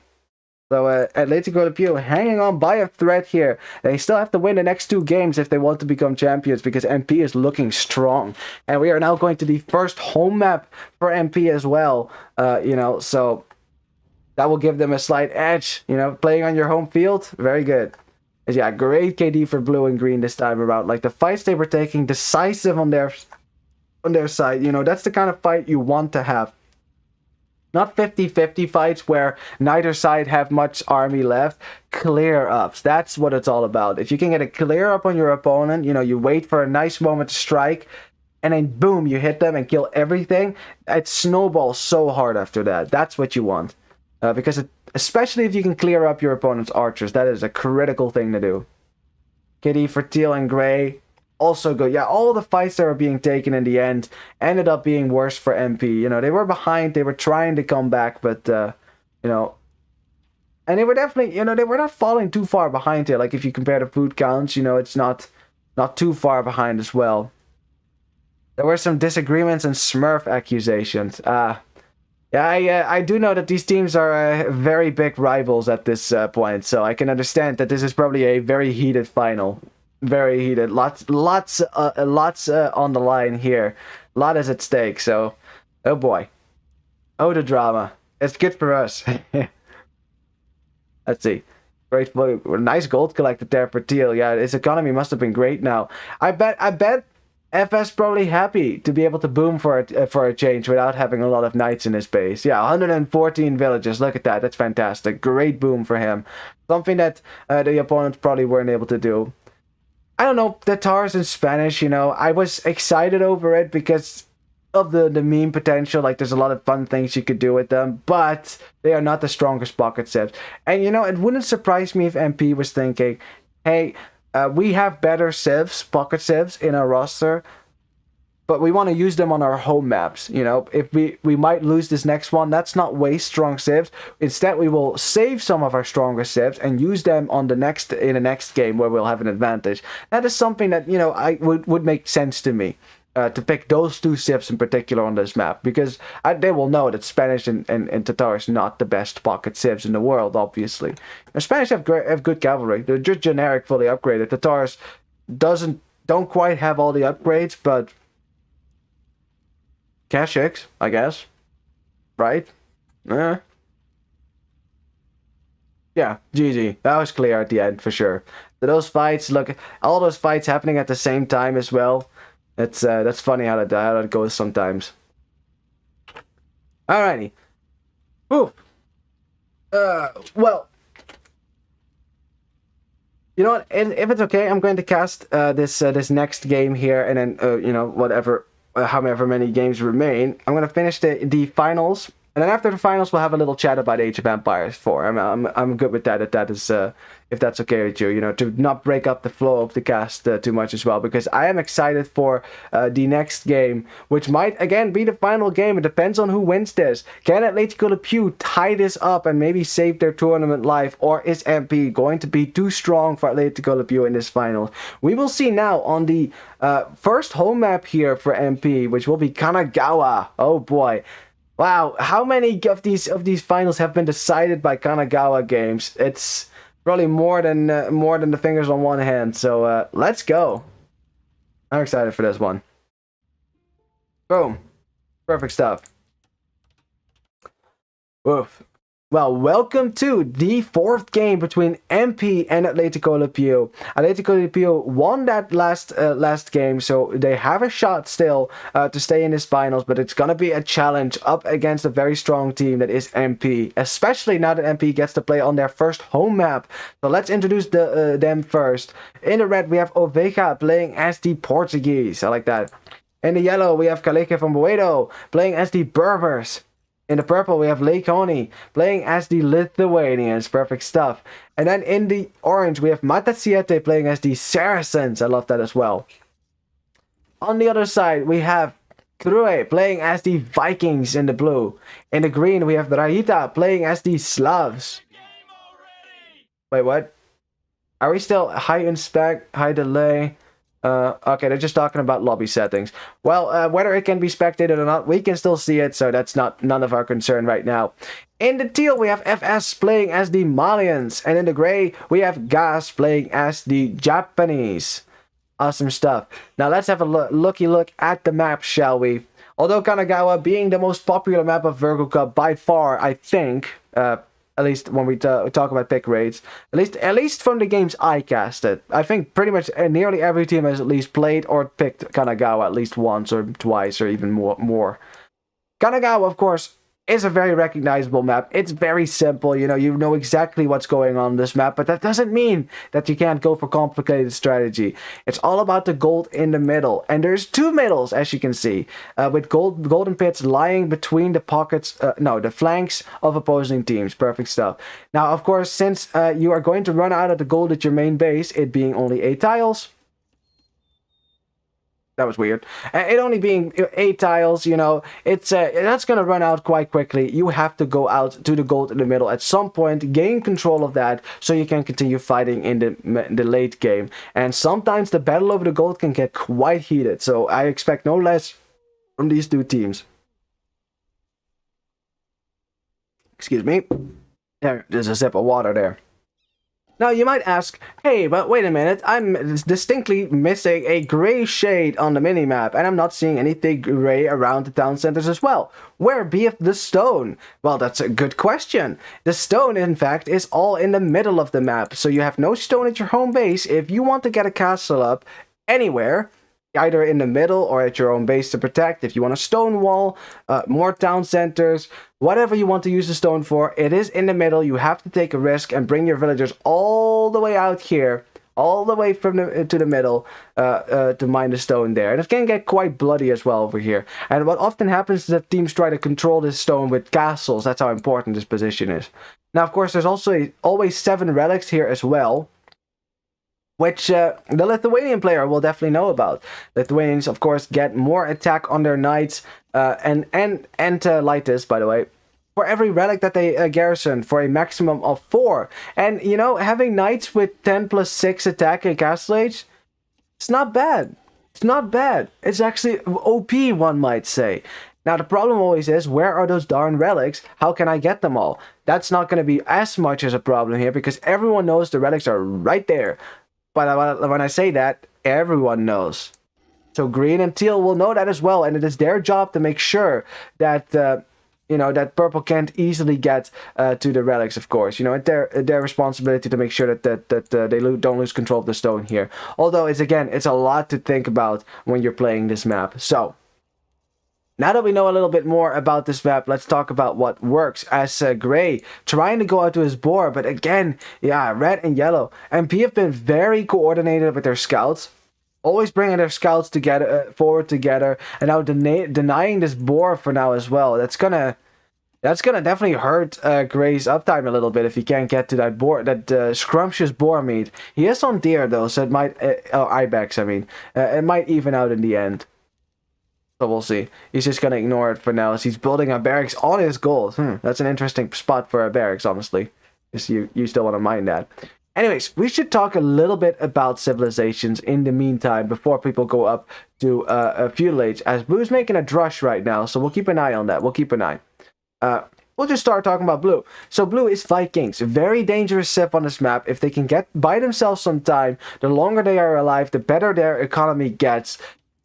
But they're less dangerous now because their archers aren't as OP anymore. They're not fully upgraded archers anymore. So there's that. So we'll see.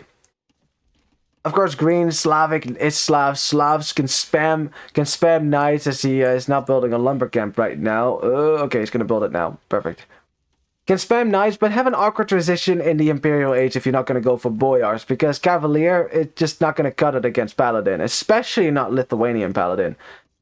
Then for teal, Malians. I really like Malians with Farimba, especially on camels.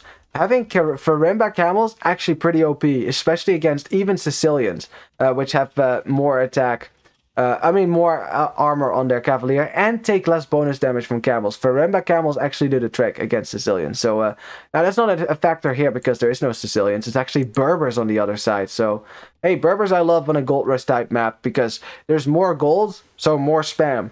It really is that simple. Okay, Blue's militia have made it to the other side. I always say that going men-at-arms on this map is risky because it takes so long, but the Drush comes out faster, and the Drush has kind of worked out so far. I like the gates here from Orange to try to keep this aggression in the range of his DC, and you can see that the militia have taken some damage here to them. And Blue hasn't really been able to damage Orange too much. Didn't kill a villager, delayed this barracks for a little bit, so I think Orange is going to be okay. Going to defend with archers. Of course, we love Saracens because Saracens have a potential good meme economy. You know, you can get a market up and just buy your way to whatever you want to do. Balance your economy that way because Saracens are just so good at balancing their market prices. Very nice indeed. Now, one thing that this Drush is doing, by the way, is stopping Orange from walling. And you can see on the minimap already what MP is planning to do here. They're going for team walls, as you can see, right? This wall is going to go to purple, yada yada, right?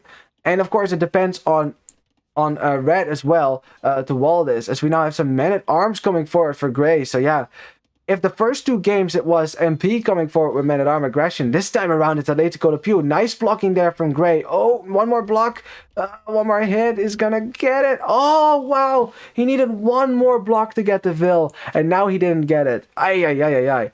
How you doing, Pablo, man? Good to see you. Good to see you. It's, yeah, Gray, of course, wanted to get that villager, and Red is probably happy to have saved her on 3 HP. Yeah, Yellow is here with some scouts to protect, so it should be okay. It should be okay, as Red probably is just going to take a fight. Some of these men-at-arms are quite weak here as well. One scout for Yellow about to go down, but he keeps it alive, micros it away. Oh, wow. Kills all the men-at-arms, doesn't lose a single scout. That was great micro there from Yellow. Just the little things, by the way. Just the little things that can make a huge difference. Because now you still have 3 scouts alive, even if 2 of them are quite weak. As Teal though, finding a stray archer there, gets that archer for free, and that is that's good value there for Teal. Might actually get a villager as well. Will get that villager, and the villager does go down. Yellow's not going to chase these scouts away, but the damage done. The damage has been done. That's small damage, and the small bits really are going to matter when the games are this close. Now, Red, Purple, and Orange keeping their armies at home for now because they want to make sure that Orange is safe first, finish his walls, and Red will probably want to do the same thing as well, you know, wall.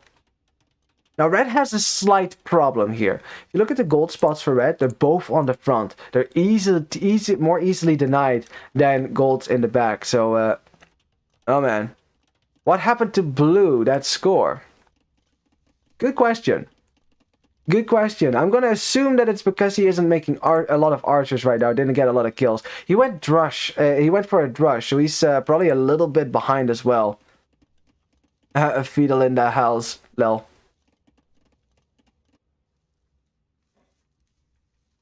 Oh wait, I'm supposed to talk. That's right! Sometimes I just forget that I'm the caster. Hehehe.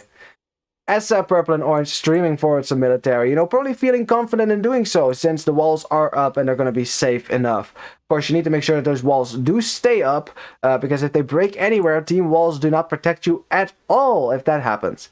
So either way has a trade-off. Either your team wall or your individually wall. Works both, but yeah, you know. You really don't want to get into the situation where you have a team wall, it breaks, and then your opponent just runs amok in your team base, right? That kind of sucks. And Green is definitely looking for a way in. He's definitely hoping to find a hole here somewhere. But the thing is, he will probably be needed here at the front. As Orange tried to delay this hole, there was a hole in the wall here that Blue patched up with a palisade wall. Orange tried to stop it, but yeah, Blue now balling behind. So I think he should be okay here. The palisade wall does go down in the end. Blue's still trying to keep this pressure out for now. But yeah, now the archers from Orange have made it to Blue's base. His gold is right behind this as well. So yeah, gold for Blue a little bit in peculiar position here as well. He might have to tower it at some point if he can't keep this. If he can't keep this army out. I don't know, man. Blue is playing a very like greedy strategy here. One archery range, not even got the archer upgrades as, oh no, the wall didn't succeed. The wall didn't succeed. I don't know what happened there. He tried to wall it out and it failed. And now he's off a gold and oh boy, oh boy, oh boy. As he's going to lose a lot of villagers and the greed has not paid off. Has not paid off as Orange is dead gum.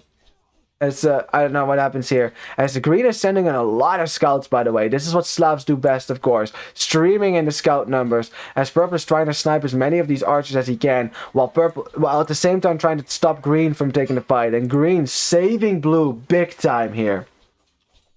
Yeah, green making a lot of scouts here. This was instrumental to keeping blue alive. Oh man, oh man. I miss my favorite pocket, Nicolas Del Cano. Oh, do you now? Do you now?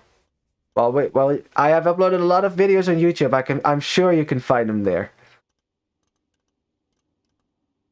And so, ooh, Grey and Teal now coming forward here, trying to get into red space. Red, of course, is technically not fully walled, but hey, it's a nice funnel. It's a nice funnel, nice little choke point that you create here that you can fight in. Not a lot of maneuverability. And Grey and Teal, of course, want to get to this gold because they know Red's gold spots aren't very good here. Of course. So yeah, it's going to be critical for Red that he keeps this pressure out of his gold or towers this in time, because if this army breaks through, that's a problem. Oh, no PC. I'm sorry, man. I know the feels. See, look, they really want to get into this gold. That is their goal right now. On the other side, though, because orange and purple did take some, they did lose their army a little bit. That is does mean that the pressure for now will be off, but they're on the way to Castle Age. Something that can't be said for blue, who hasn't clicked up yet, and green, who just clicked up, but of course is quite behind purple because he got a lot of upgrades on his scouts. Now, purple, of course, Teal trying to break in these houses, and look how fast this house dies now. Wow, it's such a huge difference, honestly. Did you see that? You see how fast scouts kill houses now? And these are still, they don't have the attack upgrade yet, these scouts. So it's not like they're that much, like their attack isn't that much higher. But these houses with the -1 melee armor definitely making a difference there. I don't know, man. This is gonna nerf house walls big time. I think all the Brazilian players are gonna be pissed off about that one because they prefer the house wall over palisade walls. Or is it just a Southern American thing? I wasn't sure which of the two it is. There's this thing where one group of players they kept house walling. I think it was Brazilian players. That's what they said. But honestly, I like the house wall too. It's more sturdy than palisade wall, but it does take longer, of course. As Grey has a nice massive archers here, definitely really good for him. But Red is in Castle Age, and Grey hasn't clicked up yet. Neither flank has clicked up here, and that is not a good sign.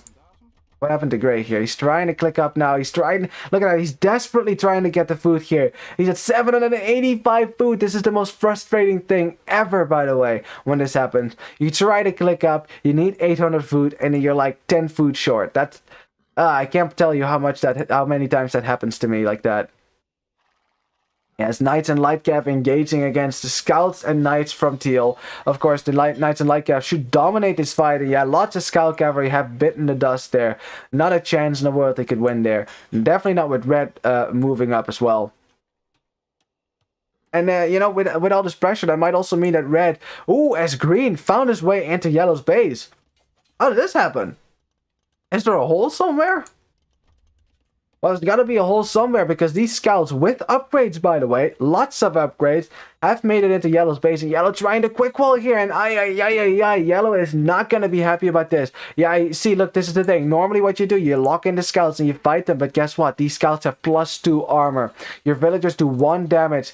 These scouts kill your villagers faster than you can kill these scouts. So, that is a slaughter here. As the scouts look a little bit wonky, don't they? These are actually they're actually Age of Empires 1 scout cavalry. It's because of a mod that I have turned on right now. Wasn't my intention, but I decided to stick with it because why not?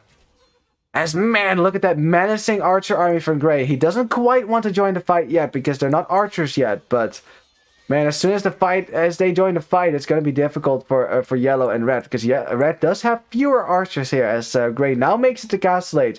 And man, look at this giant, massive archers, which yellow will now be aware of. Losing some knights here in the meantime as well. Only +1 on these knights, by the way, not +2 yet. Should probably get that upgrade now that your opponent is in Castle Age as well. Still some scout cavalry running around. Scout cavalry that can still kill villagers, by the way. As oh, this is really good from green. This is so good from green. Remember what I said? It is their responsibility to check whether purple is going to go to the middle. And purple wanted to go to the middle here. It's exactly what they do. Loses 2 villagers doing so. 1 villager's walled in for now. He's sending some knights to reinforce. But no, the palisade wall goes down. And purple is going to lose that villager. And that is going to delay him going to stone big time. And also green will be aware that this is happening now. At the same time, red and yellow backing up here across the gold. Lots of choke points to fight in, you know. Fighting with crossbows in this gold choke point is fantastic. Ooh, what's going on the other side, though? As green is kind of getting some retribution now for running amok in yellow's base. Is taking some punishment himself right now. And blue and green both forced to send back some military. And of course, Slav players. Yes, these farmers work faster than any other farms, but with 6 farms, that ain't gonna be a very good night spam, I can tell you that. So this is, it's a pretty even game, this. It's a pretty even game. Both sides getting some advantages, getting in some damage as well. On the other side, we still have red and yellow being pushed back further and further to red's base. Red by now probably wanted to get a town center up on the middle, which is what gray and teal are probably thinking about. That's not going to happen just now. They have to take a fight here first. We'll keep an eye on that, by the way, because, of course, we want to make sure that we don't miss that. As we say, 105. I don't think we're quite at that moment yet. I think, you know, green and blue are still alive, but they are not in a great position at all. I don't think the greed from blue has paid off here. You know, he's managing because he's Vikings and he can get away with stuff like that as Vikings, but it's not the ideal situation, I can tell you that. Raita. Is that smack talk? Are they smack talking right now? Defend me, Patrick. What? I think we're having some trash talking here. Or what? I'm not sure, but I can imagine. What's up, Raita? Yeah, that's some sardonic commentary right there. What's up? Well, you know, you're burning my town. That's what's up. Look at this. Oh my god. Just defending. Oh, really? That's funny. Oh my god, the stable does go down. That's 175 wood down the drain. And yeah, green trying to defend as good as he can. Blue's trying to stream in some more units, but this crossbow army is so difficult to kill. And orange is just like, okay, we plundered as much as we can do here. Let's just go home now. Yeah, blue and green are in a bad spot here. And that's funny because normally when Atletico Le Pew was in a bad spot, it was mostly gray and teal who were actually in that bad spot. But having switched pocket and flank position, I don't know. It just seems like it suits their abilities better here. Like teal and gray seem like gray brings out so many archers. Teal is booming like a madman. You know, with the pockets there, I think switching them around definitely buffed their abilities. Honestly, like they've been doing really well. At the same time, though, gray trying to house wall out this pressure from red and yellow because there's so much army on either side now. It's looking to be a big base trade as red is taking a lot of losses here. Lots of villagers going down. Red and yellow want to do the same thing that did to gray, but haven't quite made it into gray's base just yet. Do so now, and I think we're going to have a base trade here. Or at least a pretty big one here. On the other side, we have Manganel now for blue. Tries to go for an attack ground, but misses. Orange escaping there narrowly. So much is going on. Blue and green still trying to skirmish and defend themselves. A town center going down for gray. So he's about to lose a bunch of villagers as well. Red is still defending, but could lose his town center as well. What's going on? My god, this is like the base trade of base trades. This is a bigger base trade that I've seen in Virgo Cup so far. I'm telling you. I'm telling you. As red is taking losses, gray is taking losses, both sides just bent on destroying the opponent. At the same time, blue is getting trolled by Saracen archers. Yeah. Oops. And Cielo is still taking a fight, and yeah, Teal spamming in so many units. Also mixing in the odd camel is a great choice as well. And the GG is called! Blue taps out. He realizes that yes, on the left side, we are base trading. We are doing equal amount of damage. But green and blue are in such a bad position that it is not going to work. And yeah, bien jugado. Yeah, okay. I agree. MP getting their win on Kanagawa, getting 3-1 over Atletico Le Pew, and with that have become the Virgo Cup champions for Category B. GG. Fantastic. Man, how hectic were those live 5 minutes? Look how much stuff was going on. Teal was raiding, Gray was raiding, Gray was dying, Teal was dying. I mean, so much. The P3 commands are ironics. Yeah, probably. Hey, but I mean, in the end, they have to recognize that, I mean, Atletico Le Pew, you know, they had a good run. They definitely did. They were a strong team. They deserved to be in the finals. No doubt about it. Same with MP. But honestly, yeah, MP just proving to be the stronger team. I think there can be no doubt about this. This was it was a good finals. MP Atletico Le Pew gave it their all. They got a win even as well, which I'm glad about. You don't want to see a final where someone just goes down 3-0. You know, that always sucks to see. That's a heartbreaker. But yeah, great playing by both teams, but MP with fantastic early aggression, fantastic strategy as well, getting those early victories over Atletico Le Pew, and it was just difficult for them to come back ever into this game. So congratulations to MP, well-deserved victory as well. You can definitely be proud. And Atletico Le Pew, of course, good luck next time, of course, for the next tournament. In my opinion, Le Pew didn't practice the maps. Well, I mean, I can't. I of course can't speak of the level of practice that teams have had for the maps. I do think that a map like Kanagawa, I think all teams have practiced that map just because everyone keeps picking it. So I can't, of course, speak for the other maps. So hey, I mean, whatever the reason, MP in the end ended up playing better on the maps, and especially Uyuni. MP definitely dominating Atletico on their home map, which was really good by them. What happened there? Were those knights attacking that wall, even though there's like an opening right there? Huh.